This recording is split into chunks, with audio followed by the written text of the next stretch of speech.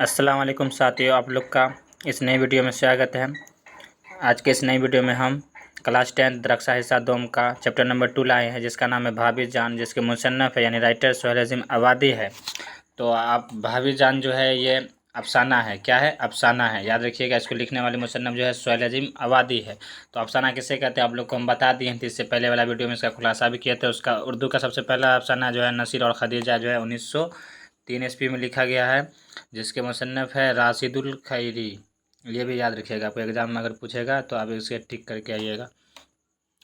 तो देखिए, तो आप इस सिंपल इंग्लिश में स्टोरी बोलते हैं और हिंदी में कहानी बोला जाता है अफसाना को। तो देखिए, असल नाम जो है, पहले हम मुसन्नफ़ के बारे में जानेंगे। असल नाम तो क्या है? सैयद मुजीबुर रहमान। किसका? तो सोहेल अज़ीम अवादी का। जूम कर लेते हैं। उसके बाद है तखल्लुस जो करते थे वो सोहेल, यानी तखल्लुस क्या होता है? तो वह छोटा सा नाम जो शायर अपने शायरी में इस्तेमाल करता है। तो जैसे गालिब करते हैं मिर्ज़ा असदुल्ला खां गालिब में गालिब, इसी तरह तखल्लुस जो है सोहेल अज़ीम अवादी का सोहेल है। पैदाइश जो है 1911 ईस्वी को पटना में हुआ, यानी पटना उसके ननिहाल में हुआ था। याद रखिएगा, सैयद मुजीबुर रहमान उसके असल नाम है या बचपन का नाम पूछे तो एक ही है। और उसके बाद वफ़ात जो है 1980 ईस्वी में हुआ। पैदाइश रखिएगा 1911 ईस्वी में, यानी जब दिल्ली को घोषणा किया था, यानी बनने का, यानी दिल्ली को जब वहाँ की राजधानी बना रहे थे भारत का, तो घोषणा कब हुआ था? 1911 ईस्वी में। फाइनल 1912 में बना था, तो अभी से रिलेट करके याद कर सकते हैं। और 1980 में उसका इंतकाल हुआ था। किसका? तो सोहेल अज़ीम अवादी का। उसके बाद है सोहेल साहब इब्तदाई मतलब शुरुआती ज़िंदगी में शायरी करते थे, बाद में क्या हो गए थे? अफसाना निगार। तो सोहेल एक ज़मींदार ख़ानदान, उसका ख़ानदान जो था ज़मींदार था, तो ज़मींदार ख़ानदान से क्या रखते थे? ताल्लुक़ रखते थे सोहेल। उसके बाद सोहेल जब 1 साल के थे, तो 1 साल की उम्र के थे, तब उनकी वालदा यानी अम्मी, उसकी अम्मी जो जान थी, उसके अम्मी जान का इंतकाल हो गया, यानी उसके वालदा मोहतरमा का इंतकाल हो गया। जब वो कितने साल के थे? तो 1 साल के उम्र के जब थे, तो उनके वालदा का इंतकाल हो गया। उसका ये भी याद रखिएगा। उसके बाद है सोहेल की परवरिश ननिहाल में, यानी उसकी देख रेख जो क्या था, यानी परवरिश अगर आपसे पूछे तो ये उसके ननिहाल में हुआ था, परवरिश। उसके बाद सोहेल एक मुअल्लिम की सरपरस्ती। मुअल्लिम बोले तो यानी जो गांव के मदरसे से हमें पढ़ाते हैं, तो सरपरस्ती में इब्तदाई गांव के सोहेल एक मुअल्लिम की सरपरस्ती में इब्तदाई तालीम हासिल की।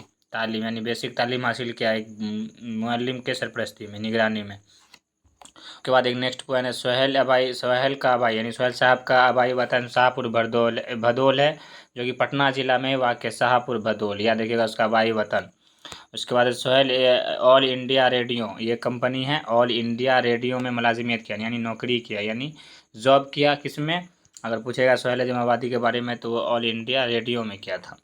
उसके बाद है सोहेल एक रोज़नामा, जो रोज़ निकलने वाला अखबार होता है उसे रोज़नामा अखबार साथी निकाला। कौन? साथी उसका अखबार था जो रोज़ निकलने वाला था, जो कि पटना से निकलता था। उसके बाद सोहेल छोटा नागपुर में उर्दू में 5-7 वर्षों तक उर्दू की तरवीज किया, यानी उर्दू का जानकारी लिया छोटा नागपुर में। उसके बाद सोहेल के ज़्यादातर अफसाने, सोहेल के जो ज़्यादातर अफसाने हैं मज़दूरों के लिए थे। भले ही वो ज़मींदार ख़ानदान से ताल्लुक़ रखते थे, लेकिन वो मज़दूरों के हित में लिखते थे अफसाना, और ज़मींदार के ख़िलाफ़ लिखते थे।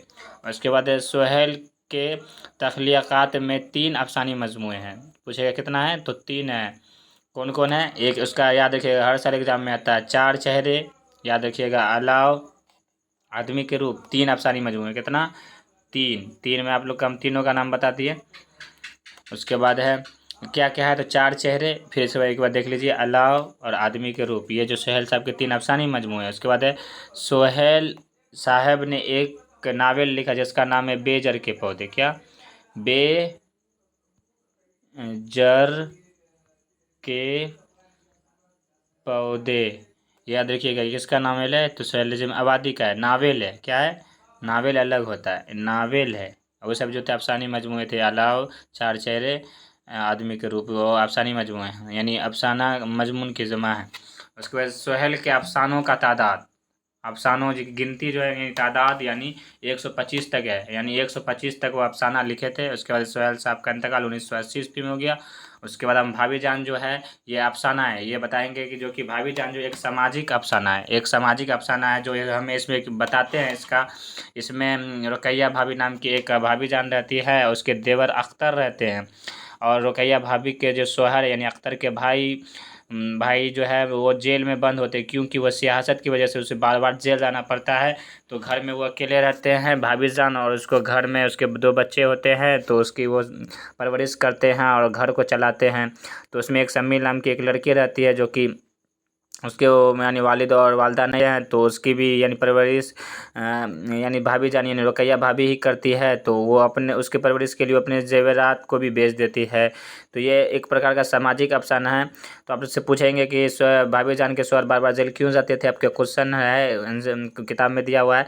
तो बोलिएगा सियासत की वजह से वो बार बार जेल जाना उसको पड़ता था।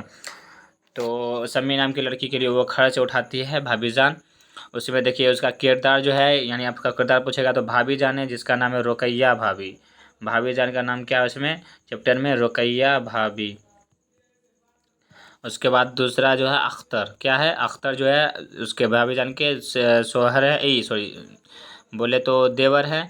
उसके बाद है रेहाना जो है ये रुकैया की बेटी है, यानी अख्तर की भतीजी है। और सम्मी जो है एक लड़की रहती है जिसका खर्च उठाता है कौन, भाभी जान। भाभी जान बोले तो रुकैया भाभी जो है उसका खर्च उठाता है।